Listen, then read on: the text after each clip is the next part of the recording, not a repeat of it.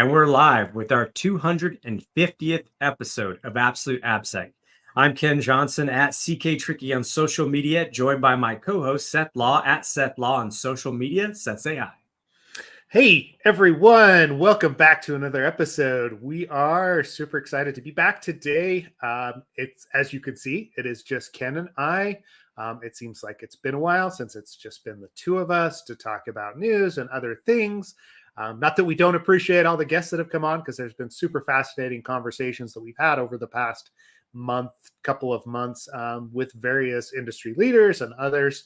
But it's always good to get back to the reason that we do the podcast, which is for Ken to rant and me to comment, right? Like that's what we're going for, Ken, right? No, it's just anyway, so, today. Yeah, sure.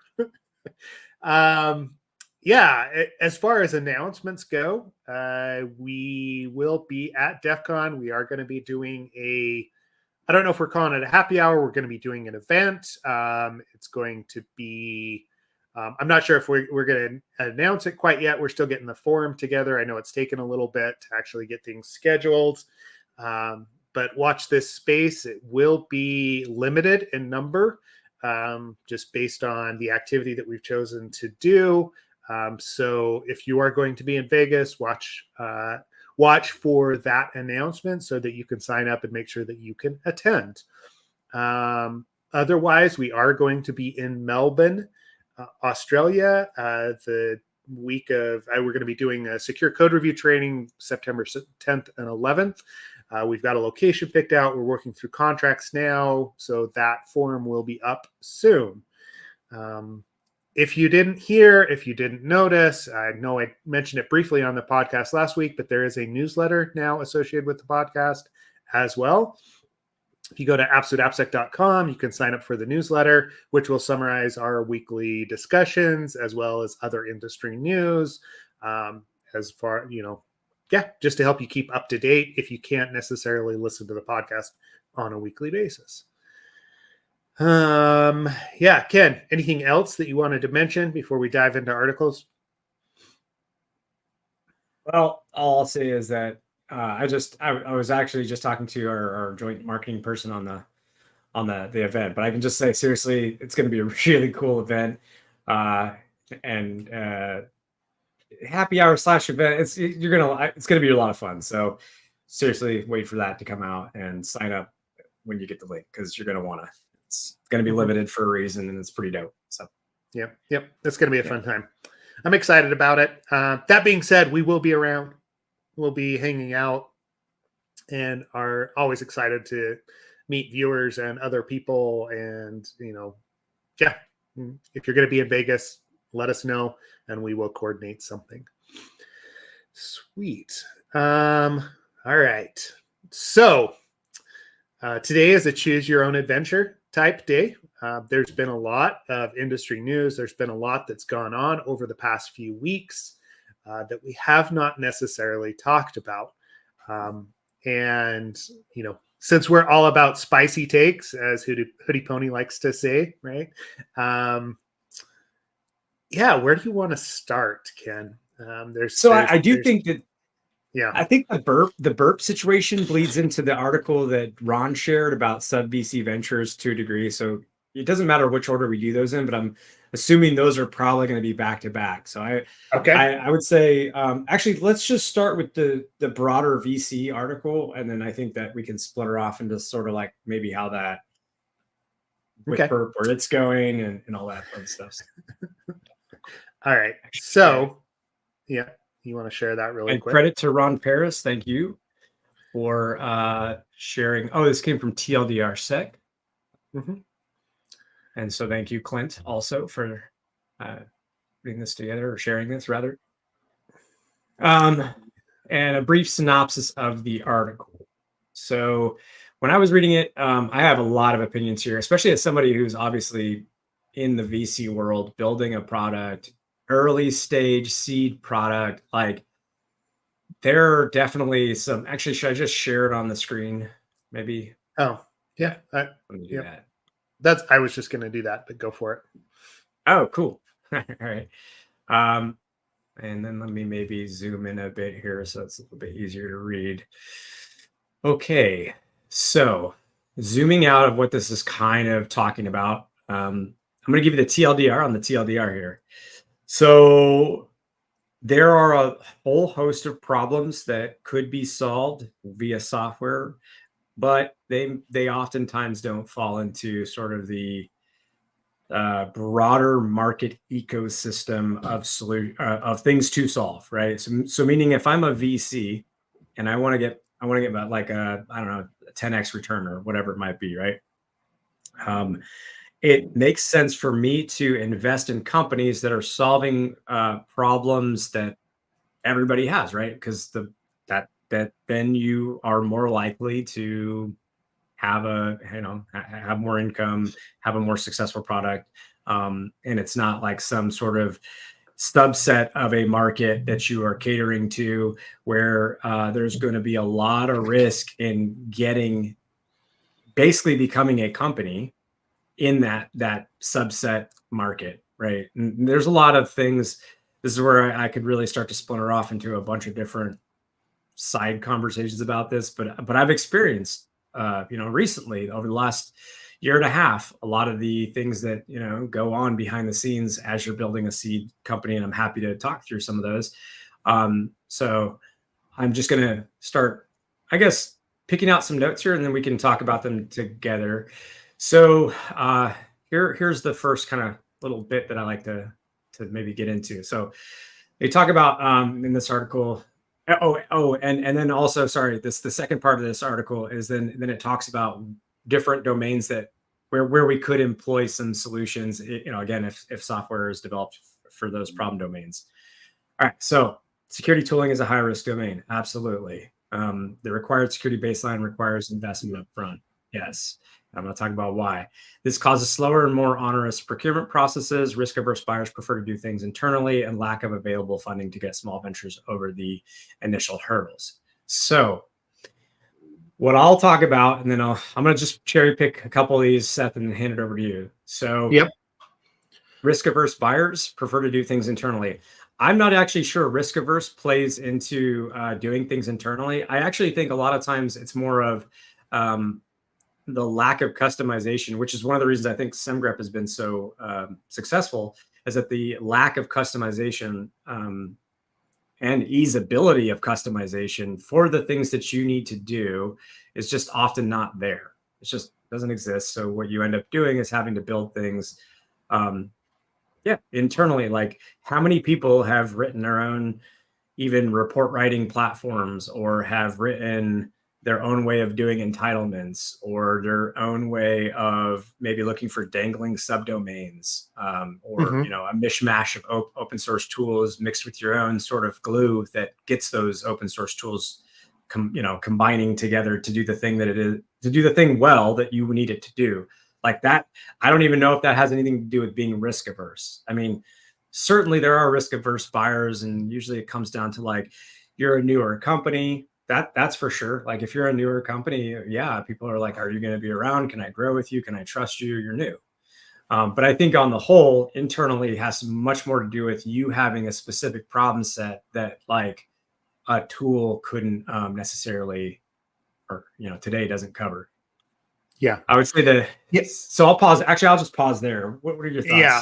So far? Yeah, I mean, having been on both sides of this equation, as you're looking at products, you're trying to fill a need internally. Buying security tools is typically not a cheap venture from a company perspective, and then flexibility in those tools. Exactly what you're saying, like customization doesn't always exist.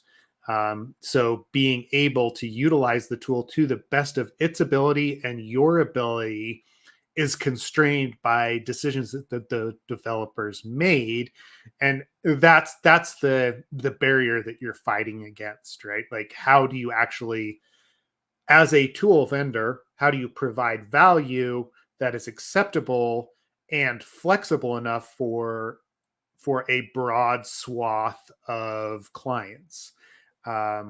Since it's never going to be utilized the same way by multiple different customers. I mean, even things as basic as logging and monitoring systems, right? Like you think about Splunk and the myriad of ways that people utilize Splunk is so custom to each of those organizations, or Elasticsearch or whatever it is. It like that's a base level security product that's out there.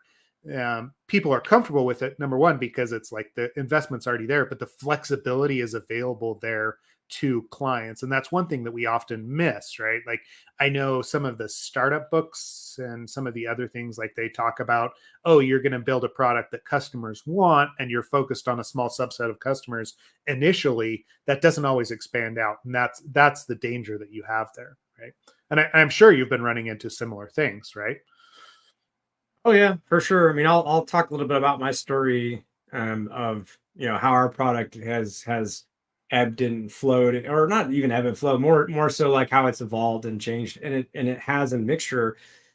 Yeah, there's a mixture there of customer requirements, of business expectations, of a lot of things that basically end up influencing your product, good or bad. I'd like to think great in our experience, but there's a lot of challenges that get thrown at you you may not have expected. And I mean, in terms of security tooling being a high risk domain, I think that's true for a number of reasons, right? Like security tooling has to do things like it's sort of like safety mechanisms on an airplane or something along those lines, right? Where that's kind of what we're using it for. If it fails, it can be quite a problem. One of the things that this article talks about is, for instance, when something like Okta is feeding off of like Workday or something along those lines, an HRIS style system, where any change to the central HRIS system it has a downstream impact, and on one of those is on Okta. So like if and there have been mistakes or changes introduced that cause problems with Okta, then people don't nobody can access, for instance, whatever, like business platforms that they need to do their job for that day. And that's pretty serious. And so it's a safety thing. So it's very serious in that regard. It's high risk in that regard. It's high risk in if it just straight up goes down, what can occur, if there's problems with whatever security tooling you have. And so, yeah, it's definitely a high risk domain. In terms of onerous procurement processes, yeah, that can be a tough one, especially you have to think about it this way. If you are a company that has, let's say you get seed funding, on the whole, most people can agree seed funding is roughly for about 24 months of runway, or maybe a little bit more. It depends on your business and all that. But I looked it up. It's like that's pretty much the average, right, for a seed funded company, which is sort of the newer company that's trying to get off the ground. Okay, well,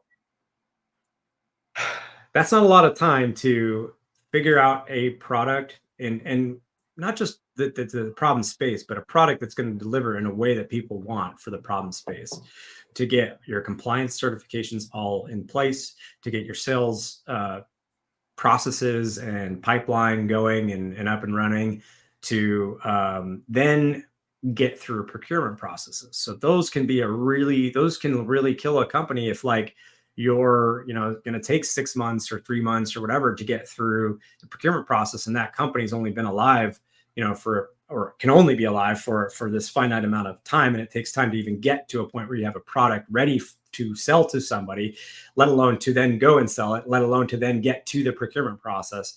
So it's very, very tough in that way for early stage companies. I mean, yeah, I know that you deal with procurement. I know that you have opinions here. Well, and so this is just it, right? Like if you look at the Fortune 500, well, not even that. Like if you go to the Fortune 100, the procurement process to actually get onboarded as a vendor to be able to sell to them, right? 6 months is optimistic, right? And then you add in the lead time of, okay, you have to have a SOC 2 type 2. That's at least another 6 months of compliance work in order to ensure that you've got your policies in place and then they've been measured.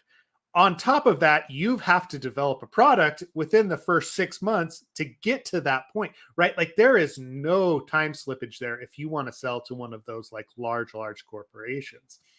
And like honestly, like that line item in and of itself probably kills 50% of the like cybersecurity or the security startups, because they cannot sell to the large clients without having all those prerequisites in place.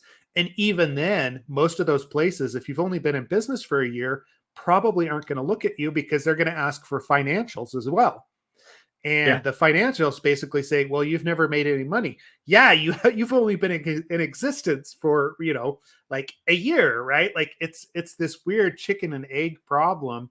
Oh, that Seth, yeah. Listen, man, when I was at GitHub, to your point, I don't know if you remember us having conversations where I was trying to get you in on a specific, and I won't say what specific thing, but I knew your skill set, your company, you and Justin were perfect. And, you have other folks, but you and Justin specifically would have been perfect for this. I needed you actually for this project, but Microsoft had acquired us. They made us use their vendor approved system. And so when it was pure GitHub, I could 100% go in and I could just choose a vendor that did the thing that I needed them to do the best way that I needed them to do it. Right. Cool. Easy. They came in and I could only go through people that had gone through their when I say onerous, I mean, dude, I don't even know how long it would take a big company, a big cyber company to get, or InfoSec company to get through that process. So like, let alone basically by the time you would have even gotten through that process, my need would have been over. You would have been out crazy amounts of money and time, and you would have never recouped that. And so, yeah, like you're absolutely right. And it like literally impacted the both of us trying to do that. I can remember this very actually, clearly. yeah. And this feeds into a number of other things. I know we're going to talk about Portswigger, but this feeds into a number of other items that have popped up over the last little bit. And I was trying to find the article, right? Like, but there was a whole thread about CISOs that actually are investors in startups, pay for those startups to come in to their companies so that it inflates the value, even though the startups, like these security startups, may not necessarily be legit, right? And it's so that they can get an exit out of their early series funding or like seed funding or whatever it is. But there's this weird feedback loop that's going on in the industry for CISO specifically. And that doesn't necessarily mean that it's the worst way for things to happen, but it feels pretty shady that a CISO in a large corporation can find their friends, can pull their investments in, inflate the value, and then get value out of that and be able to exit because of the position that they have, not necessarily the merits of the product itself. On the flip side, Eric Kabatis, who's been on It Includes Security, posted recently, specifically to the point that we're discussing here about these lists and approved vendors that all these companies have, how difficult it is and how costly it is for both sides of the coin, right, to be able to be added to these lists as approved vendors, right? Like there's a lot of like this idea of these shadow lists that exist for Microsoft, for other large corporations that have vetted companies out and nobody else has even considered. And that's not to say it's not appropriate for private companies to do that, or even public companies to have their list of trusted advisors, trusted companies to use. But it's really hard as a vendor going into these places when you aren't on those lists, right? Like I run into this all the time. As a small boutique firm, we can offer services. And yet when I talk to a large corporation, the discussion is not necessarily, oh, are you qualified to provide this service? It's, hey, who else do you work with that might already be on our shadow list of vendors that you could go through so that we don't have to take 6 months to run through the process of making sure that you as a company are viable, that that you've been around long enough, that you have whatever compliance needs it is, that I mean, I could go on and on about the number of times I've been asked to, complete a SOC 2 type 2 as a services person, right? Like, and I just, I throw my hands up. I'm like, what do you want from us? Right. Like, like we're doing work that would like satisfy your SOC 2 type 2 requirements. And yet, anyway. So, oh yeah. Yeah. Well, I know you I'm lose going out as a all over the place. vendor, but I mean, I lost out in that specific, and it wasn't just that one time. There were other times I had other needs for other vendors, and I couldn't use anybody but who was in the list, and I actually ended up getting a larger. I keep saying cybersecurity. Gosh, I hate that word is now part of my vocabulary. But, anyways, part of the infosec world, companies, whatever. I ended up having to get a big one that was more trustworthy than the others, but still not nearly what I wanted, to go through that process and do an assessment. And again, the results weren't, I knew what the results were going to be versus a boutique shop. I want a boutique shop sometimes. Sometimes that's the only those are the only people that can actually meet the needs of what we're looking for. Yet those are sometimes the hardest to get. So it's a very unfortunate, it's definitely a very unfortunate situation. By the way, you did talk about some of the successful bootstrapped companies who weren't reliant upon venture capitalism to solve a niche market. Portswigger, Asset Note. That's why I think it's good because we're going to talk about Portswigger next, I think. But those are some good examples. They are, right. Like they took a problem that the larger industry probably didn't really consider a mass tool, right? And built it out over time. So Portswigger with Burp Suite, it was definitely just it was a pen tester tool that, the larger industry didn't consider it something that was worth investing a lot of time into. But after, how long now Portswigger, is taking a huge, round of funding. There's other issues that we can talk about when it comes to Burp Suite and Portswigger. But at the very least, there's a success path here for concentrating on some of those edge cases and some of the products that aren't necessarily considered mass market or mass appeal. Yep. Yeah, exactly. There's the I mean, so there's just basically different, I was going to mention too, there's just different areas that they talk about, like, solving that downstream HRIS impact issue. So I know that GitHub released in the entitlements open source platform along with all the documentation on how to use it, but there's not necessarily great product for that. And here's just some other areas where there aren't, like, you do a lot of homegrown custom stuff. I think that zooming out, like these specific types of deals, if you find this interesting, cool, go read the article. I don't know that it makes sense for us to get into the weeds of each and every one of these. Like, to be honest, I think what I would say is that I can tell you, I think I'll just give you my sort of story as a CTO of a seed stage product company real quick. So, we set out to take a bunch of different data sources and aggregate those data sources to provide a level of risk, determine sort of like what's going on in your code changes, surface that to you, just be an awareness agent, notify developer, help developers, if they're doing something risky, overcome that, all those fun things. Well, the problem is that that's new and there isn't a line item in the budget for that, right? So I never went out and said, it wasn't like I was like, oh, I want to recreate SAST in a smarter way or whatever, right? That wasn't the plan. The plan was to pull in other people's SaaS tools, DAS tools, whatever, but more likely SaaS tools and other scanner results, and along with a bunch of other data points, and then put that all together and come up with a risk score. Now, however, what we what we had to do was start to build SaaS, because when we got into those conversations, it was like, well, you're telling me that I have to buy you, which I don't really have like budget set aside for you.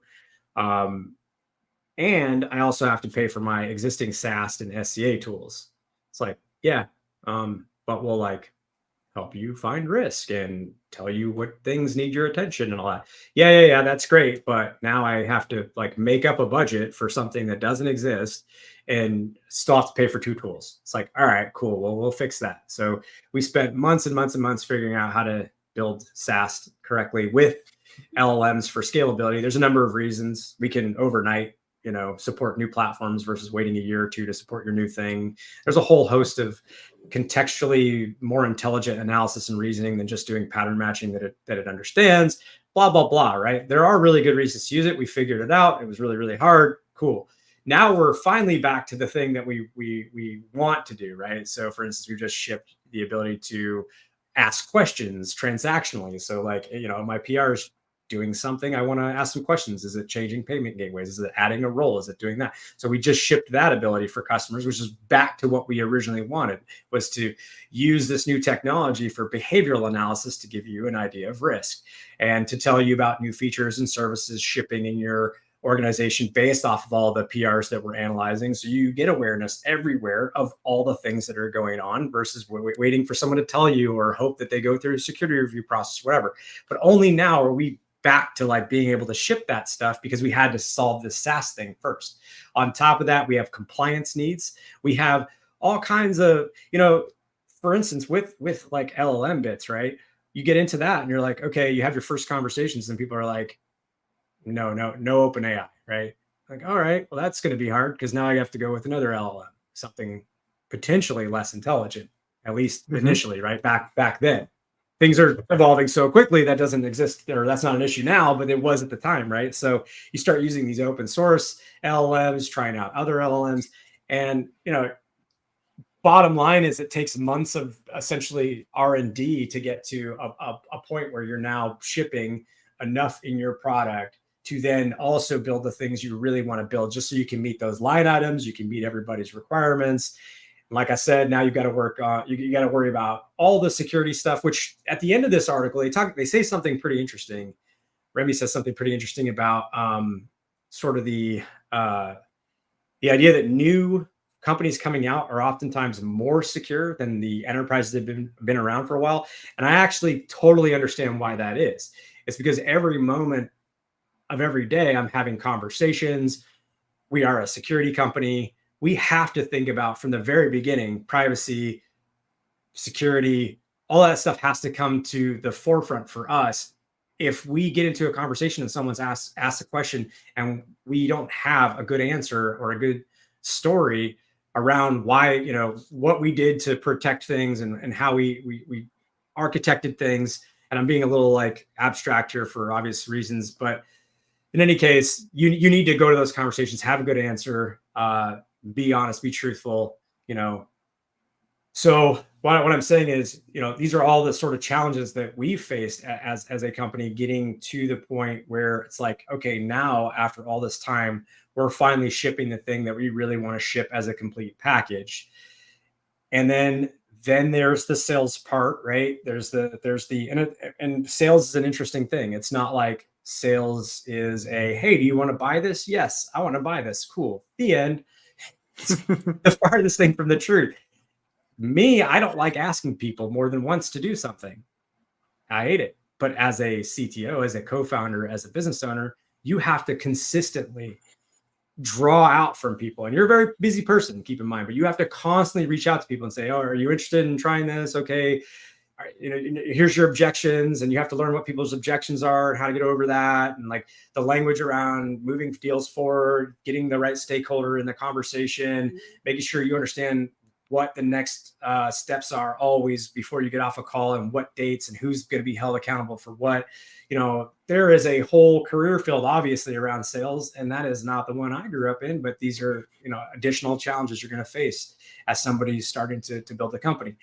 Aside from that, you have marketing, you have team management, you have HR things you have to rely on. By the way, most of your SOC, or a lot of your SOC 2 stuff, sure, it's technical in nature, but also a lot of it's that stuff. Like, do you have, job descriptions for all your employees? Do you do background checks? Do you have XYZ? A lot of things you would never even think of with HR.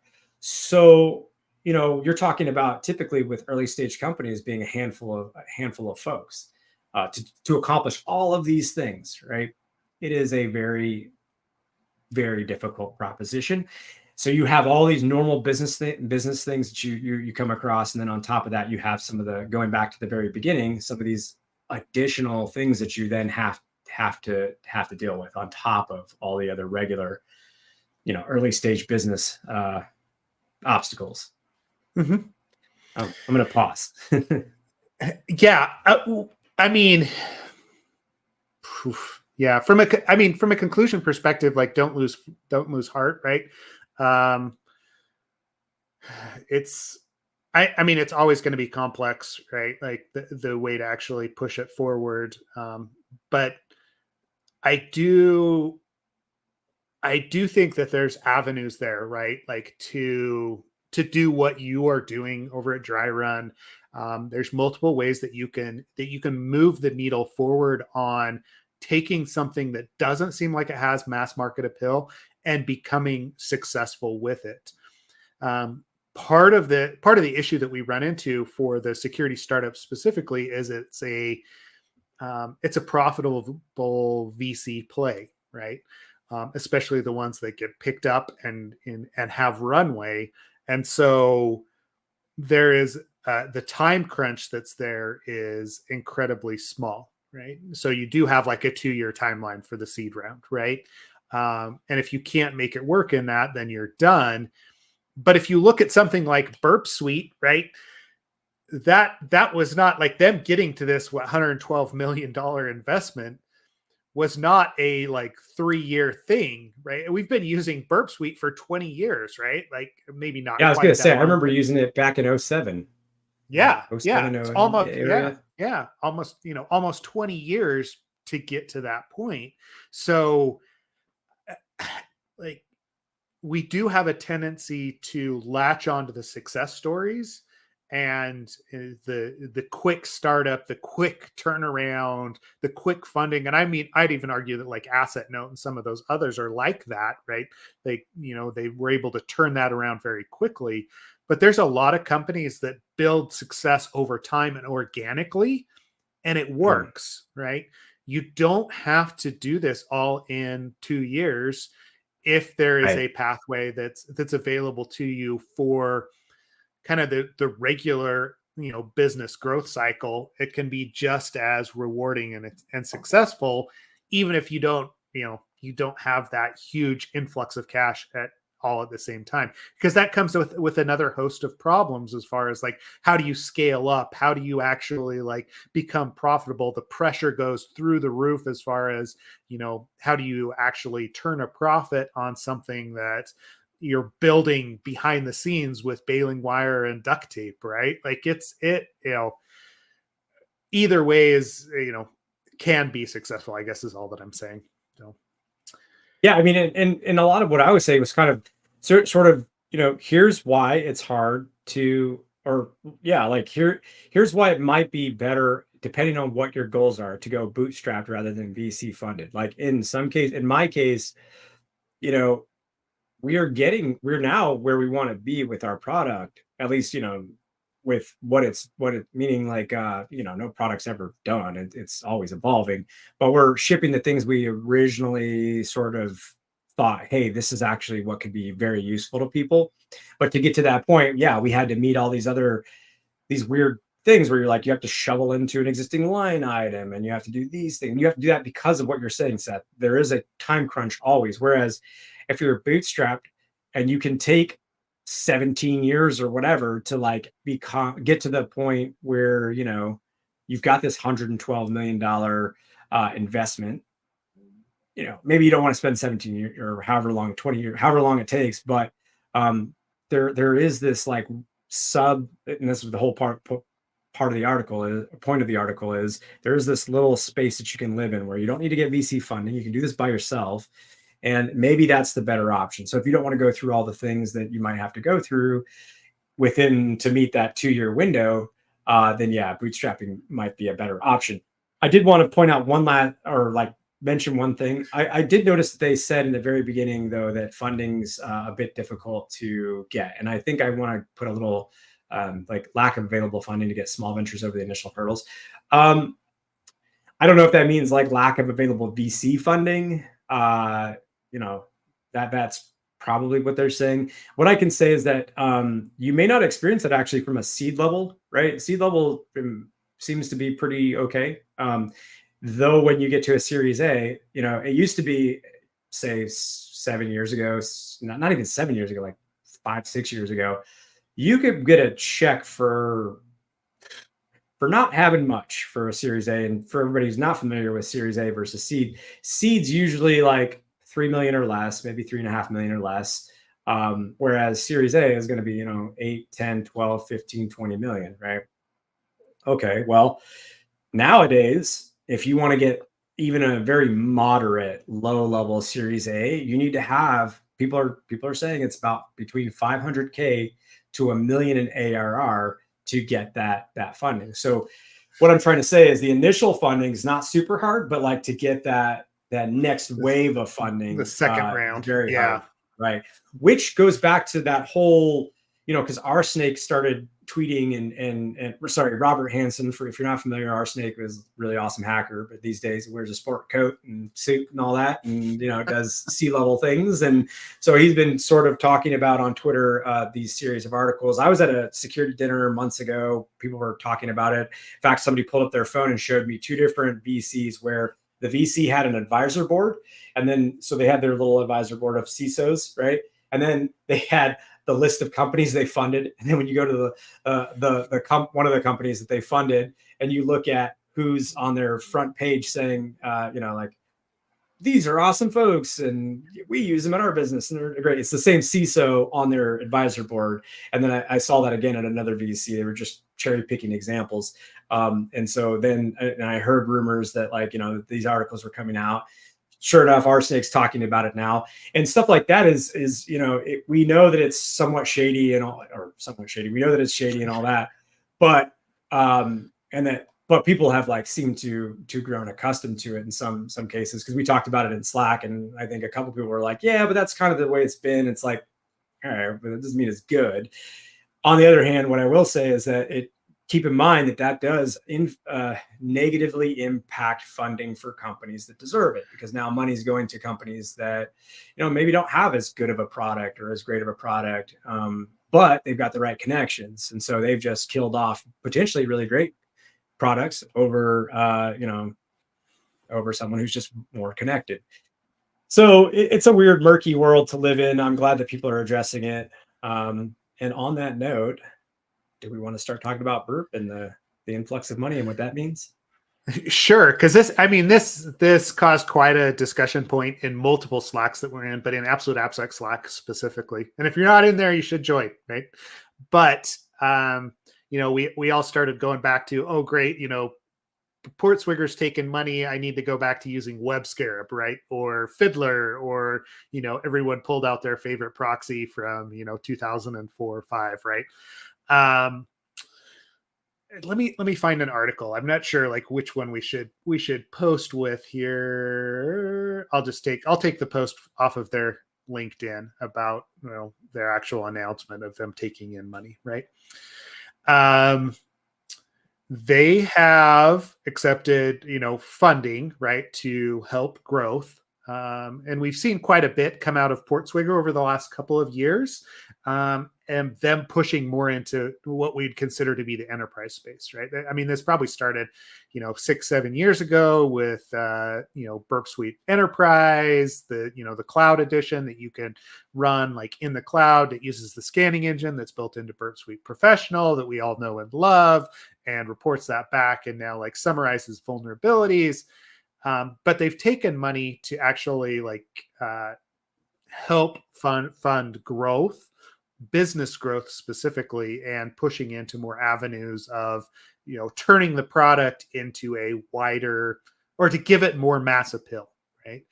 $112 million. I don't know what the return on that's going to look like, But my question to you, Ken, is how do you think this affects, number one, like Burp Suite and the product that we use, and then number two, the industry at large? Yeah, I have no idea, but I can repeat what other people say. I don't know what to think, because there's a number of ways this could go, right? And I was trying to see if like because they did talk about like careers at Portswigger, and I was going to look at those open roles, because my immediate thought was, well, for one, their R&D team can grow significantly, like Yeah, for sure. I know that they have, beyond the product itself, I know that they've got the Web Academy, and they've got some other sort of like attached offerings that they've invested in a little bit. I mean, at one point their blog was like the best place to get security news. I mean, that was really, really incredible. So, with 112 million, the question becomes, is it all product investment, or are there going to be other, side quests they're gonna run down, other business units that are gonna maybe pump some more effort into. Okay. That's for one. I think that. Let's start there.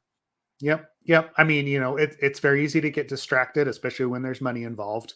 And that was, I think that's the main fear that I'm seeing across like the practitioner side, is that we're going to start taking focus off of Burp Suite specifically, and you're going to start putting it into these larger avenues of funding, right?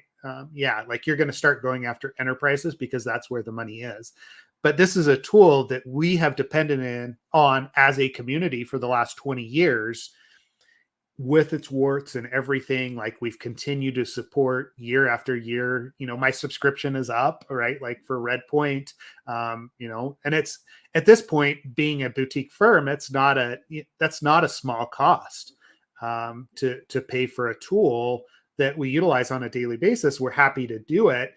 But if the focus is going to change from a company perspective, it means that we're going to start looking at alternatives. Not that we weren't before, but we've mentioned on the podcast before Kaido. We've mentioned some of these other proxies that have popped up, right? Like there's Proxy Man for Mac OS that does some things and is more of a network-based one, but also has like an HTTP or a web component. And you wonder if some of this is just the challenge that's there. But the fear is that they're going to take that focus off of it. And I guess time will tell. But yeah, like, I don't understand the fear of taking the focus off of it a little bit, and I'll explain why. Okay. I think the tool, because here's why. Very, very simple to summarize. Everybody on Slack has said, well, the tool hasn't evolved much since initially released. It's like, are they putting a lot of effort into it? I honestly don't know. Like, and to be fair to Burp Suite, by the way, I have a signed copy right there from DAFID of the Web Hackers Handbook. I am a big fan of DAFID. I'm a big fan of Portswigger and Burp.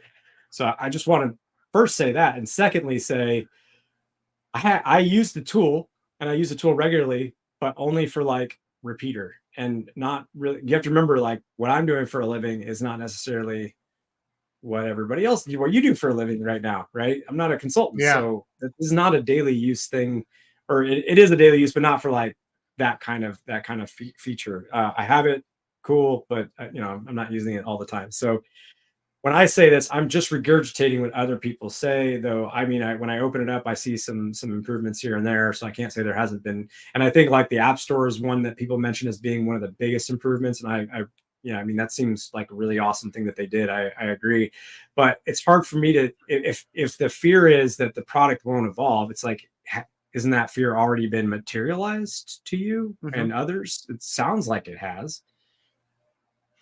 Yeah. Well. Yeah, no, you're absolutely right. Daniel put in there. Because it's,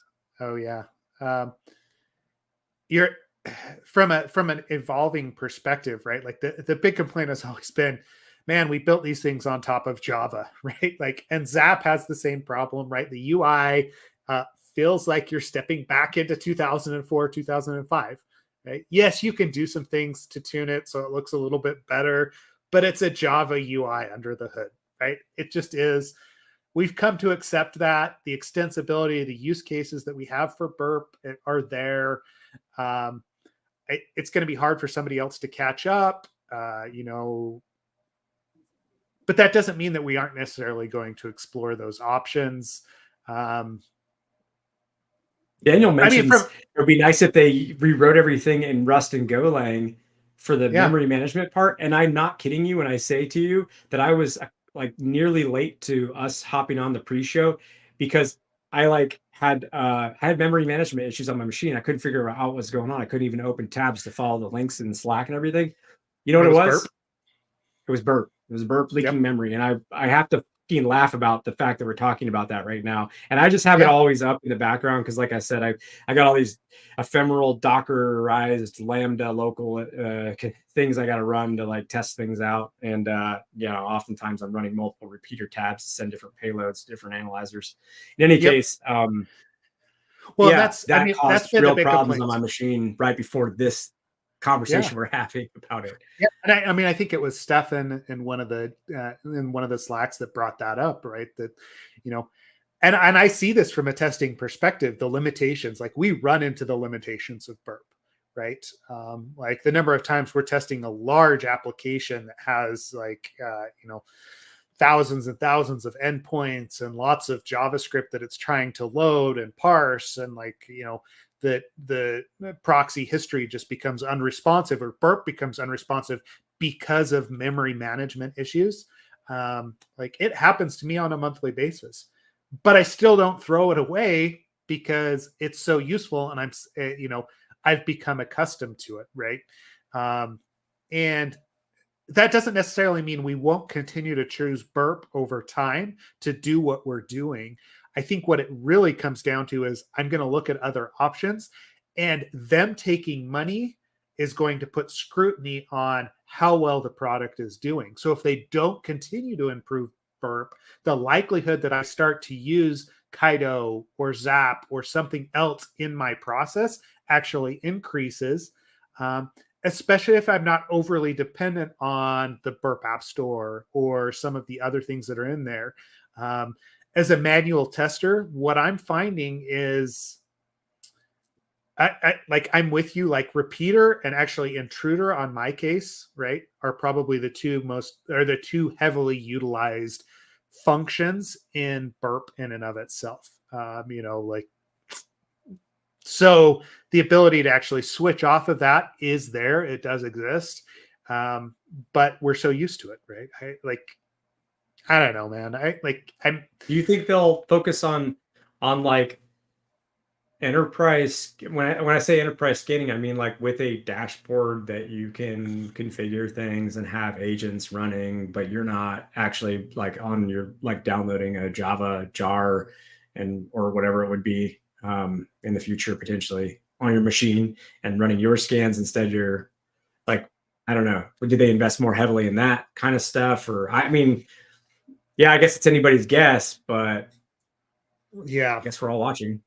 that's it. Like that's what we're all watching, is where does that go? Because that statement, that first paragraph from Portswigger is just like, it will enable Portswigger to accelerate our product development, expand our research and community initiatives, and better meet the sophisticated needs of large enterprises and pen test teams.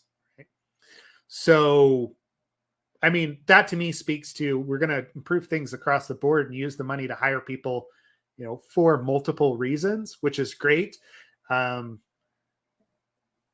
Yeah, what actually comes of that will be interesting to see. I'd be surprised if they're not having discussions about memory management issues. I saw a post from Tim Tomes recently, and Tim does like basically pure training on Burp Suite at this point, right? And that's one of the things he's been working with their support team on, is memory management issues. The fact that he sees crashes, he sees slowdowns when he utilizes different functionality in Burp, and helping them improve that process. If they get more people on that, that's great, because that's just going to improve my quality of life moving forward, and I am going to be more likely to keep continually using it and subscribing to Burp Suite, right, or to Portswigger. So, yeah.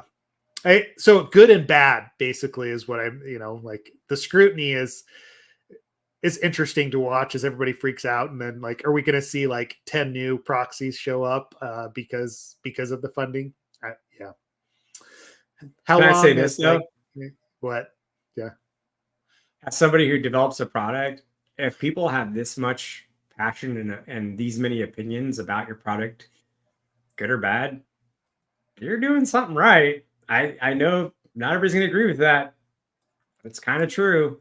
If we're talking about, if everybody's talking about burp and has real strong feelings about, where they feel it should go and what they think it should do to improve, it's like, I mean, you have a good product. You have something everybody is using. So Yeah. I don't know. No, exactly. And I mean, they have for years, right? Like it's the de facto standard for, testing, right? Like, web app testing. It's, web app hackers guide. Like, I mean, everybody talks about it. Yeah, people use Zap, but I don't know. Like, when was the last time you saw Zap in a like commercial pen testing org as the serious tool? I mean, I guess you're not in that space as much anymore, but No, I mean, on all the organizations where I was defending or consulting, we never used anything other than burp. mhm, Period. yeah. I kind of joked because Jason in Slack the other day, because Jason at one point, Jason White was like the only person who was like, yeah, actually I use Zap, or I think, yeah, Zap. And yeah, I am only joking because he's literally the only person. Everybody else on this team, use burp, and everybody else I know uses burp. I love you, Jason. Sorry, I don't mean to. It's affectionate joking. It's not. I'm not mean about it. But no, But even he was like, "Yeah, I use burp now." So I'm like, "All right." um, but anyways, Yeah. good luck to them though, because like seriously, I mean, I started with burp. Burp was a big part of my career. There's a lot of like, there's many. I mean, I made a lot of my career, early career off of using burp. So I mean, who No, am I I mean, to sit here and yeah, you know, question or yeah. or not like question, but like put them down or anything. It's just definitely not that, so No. No, I it'll mean be interesting to see where it goes. it's filled a need, and I'm happy to pay it because of the return on investment that we see there, right? As a consultancy, right? Like it is a super useful tool in our tool belt, right? And it doesn't mean that we're not going to pull out Python when it's appropriate, or utilize other things to exploit systems, but it is a baseline that we use. Mhm. Cool. Yeah. Yep. Sweet. I know we are at the top of the Just- hour. I know there's so many things. I did want to bring up Polyfill, right? Like we kind of teased that out. oh, right.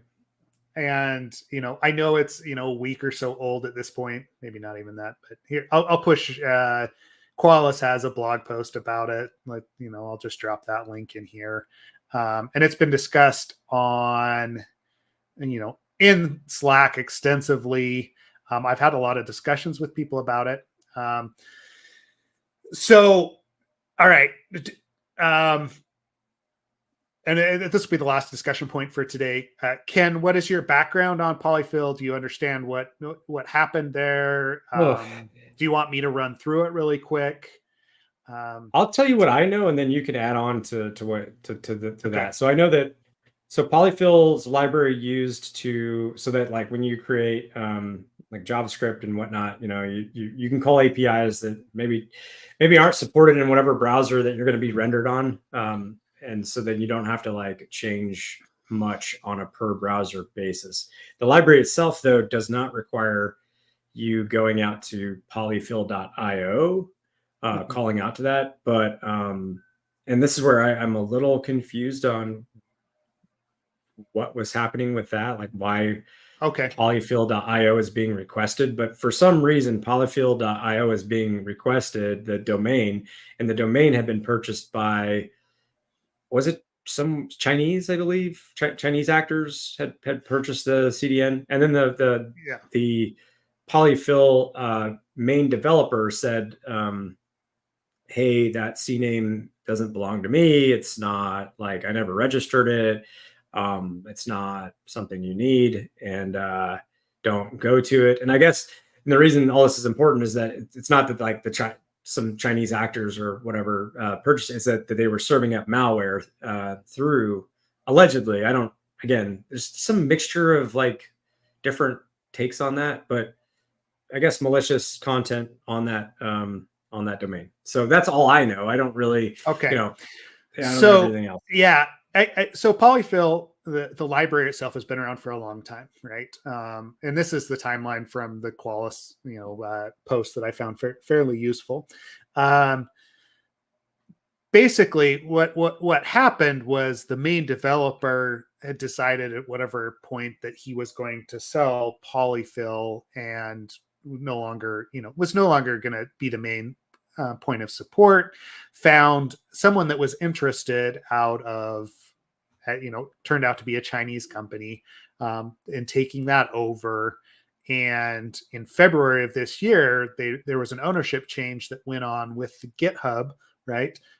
With the instance itself, all completely like normal, right? Like whatever between developer and developer, but it was with this Chinese company, and the domains that hosted the polyfill.io, the domains that hosted any of the libraries that you pull in to build out and use that, within the context of a browser, right? So eventually, whoever decided that all of these sites were too,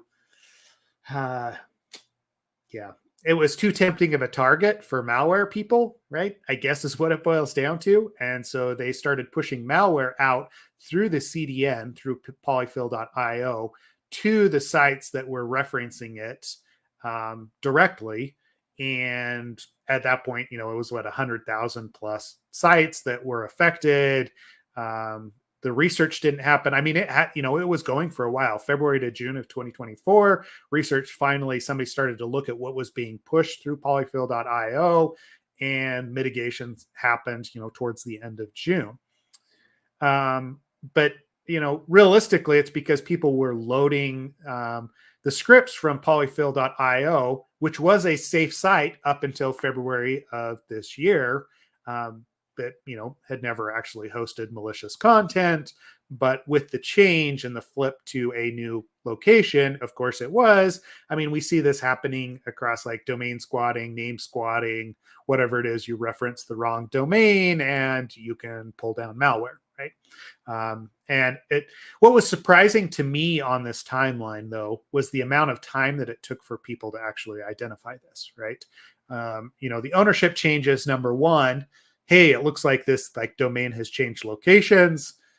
Maybe it's not something we should trust, but then over the course of this time means that people aren't using things like sub-resource integrity when they're pulling down libraries to include in their websites. That means they're not necessarily monitoring what their third parties are doing, right? Like 3 months, or what? February, March, April, May, June, 4 months to actually identify this is a really long time for this to gain foothold across the industry and across all these sites. I mean, part of me wants to dig into the solution that Redpoint provides to this for clients, but I'm not necessarily going to go that route. If you want to talk about how we can notify on this immediately, we can, and monitoring what your clients are actually seeing. But like, I don't want to get into that because that's a sales pitch, right? Well, I do think, yeah. I'll say this. I do think the open source community needs, because of what's going on in supply chain attacks and all that. I do think it is important that people, or that there is some sort of, there's got to be some sort of, I don't know, man. Some like what you guys offer is awesome, and I feel like there needs to be some sort of like API that these package managers themselves package manager ecosystems can call out to, with providing specific types of requests and data points to, you know, have basically a prioritized list of like, okay, today these are very, very risky libraries for these reasons. You know, a domain sale of it, the homepage that's, you know, attached to that package or whatever. I think there's like a lot of opportunity in that space. But yeah, Yeah. anyways, sorry, don't mean to Yeah. derail. Nope, you're good. Because I mean, that's it, right? Like, you know, this is where, you know, you're starting to talk about bespoke solutions for how do you monitor this stuff. And, you know, package Right. managers are one of the places that, you know, we look at, right? The other thing that we've done is like a very like client centric view of what a client is actually interacting with on your website. And then when anything changes there, we notify and we let you know, right? Like, I mean, honestly, like we're talking minutes, if not seconds after this had changed, you know, we would have notified you specifically that there was there was something weird going on with the domain and with the script itself to protect protect your clients. But I don't know, like this isn't overly surprising from an attack perspective. What's been going on over the last 4 or 5 years in the supply chain space, right? We've seen libraries taken over. We've seen domain takeovers, whether it's because like there are dingling subdomains or whatever it is, whether domains expired, other ways. This is a basic watering hole attack. If we go back to my like Crocs and socks parlance of security vulnerabilities, it's a watering hole attack that we know that there's 100,000 people that or 100,000 sites that use Polyfill and are using that CDN. If we can take that over, we can infect all those people and then start to farm all of those users for other things, whether that's credentials, money. We can infect their systems, we can turn them into a botnet, yada yada yada, right?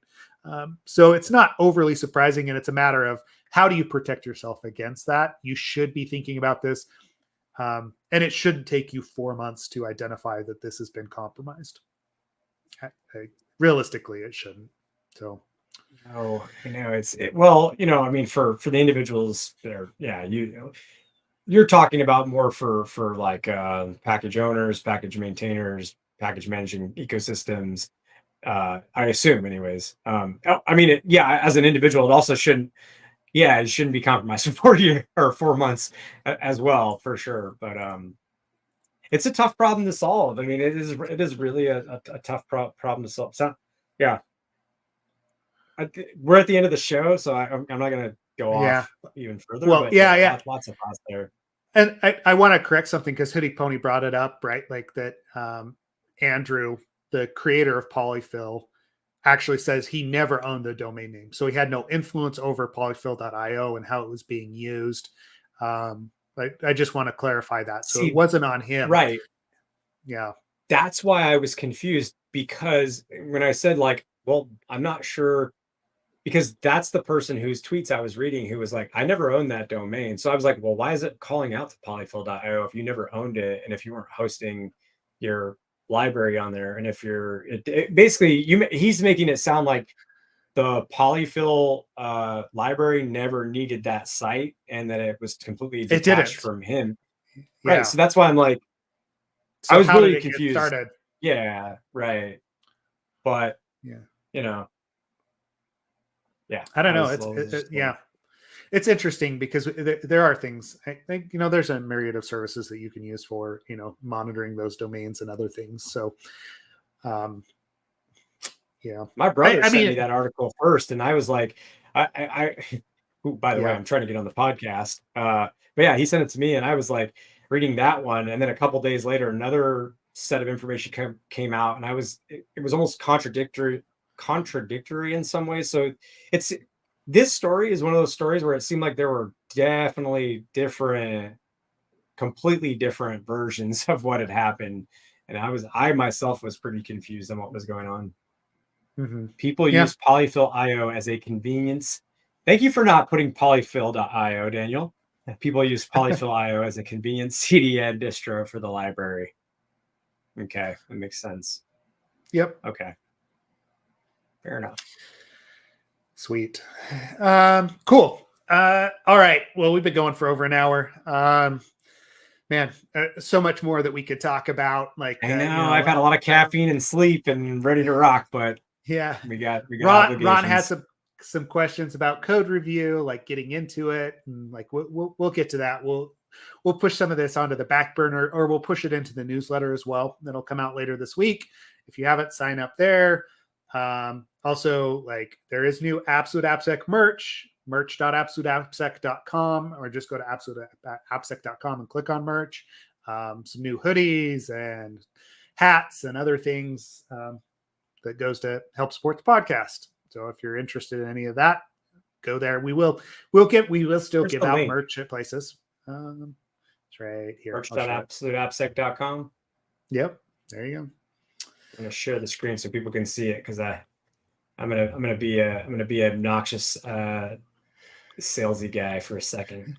Not really. I'm gonna buy this hoodie because I liked it a lot. So but yeah, there's actually, so you can see the products on there. Mm-hmm. Cool. And so, I mean, we will continually add stuff there as it makes sense. There's not a lot of Crocs and sock stuff up yet, but that's coming. Maybe even a Logical head, unicorn head at some point, right? Like, we've got all sorts of things planned, but we'll tease it out as we do find it. Sweet. Well, appreciate everyone listening today. Thanks for the conversation as always, Ken. And yeah, we will see everyone next week. Yeah, being a YouTuber. All right. Yeah. Thank you everybody for listening. Yeah. Talk to you next week. I just locked my screen, by the way. I was about to hit end stream. So all right, there we go. Ciao.